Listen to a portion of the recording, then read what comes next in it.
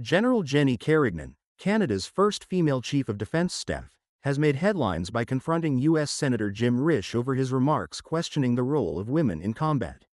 Speaking at the Halifax International Security Forum, Carignan delivered a firm and passionate defense of women serving on the front lines. Risch, a Republican senator from Idaho, had earlier expressed skepticism about integrating women into combat roles, calling it a unique situation that remains unresolved. The jury's still out on how to address the challenges of men and women serving together in combat units, Risch remarked during a panel discussion. In response, General Carignan took the stage with a direct rebuttal, emphasizing the invaluable contributions of women in the armed forces throughout history.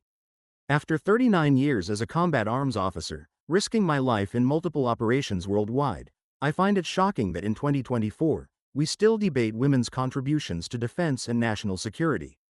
She said. Carignan highlighted the long-overlooked history of women participating in combat, stating, "Women have been fighting for their countries for centuries but often without recognition." She applauded the women in uniform at the forum and urged the audience to see them as essential contributors rather than distractions. Her remarks earned a standing ovation from the attendees, which included defense officials and policymakers from Western democracies. The debate was further fueled by comments from Pete Hegseth, President-elect Donald Trump's nominee for Defense Secretary, who has previously advocated against men and women serving together in combat units. If confirmed, Hegseth may revisit the Pentagon's policy allowing women in all combat roles, potentially reversing a decade of progress toward gender inclusivity in the military. Carignan's appointment earlier this year marked a historic milestone for Canada, as she became the first woman to lead the armed forces of any G20 or G7 nation.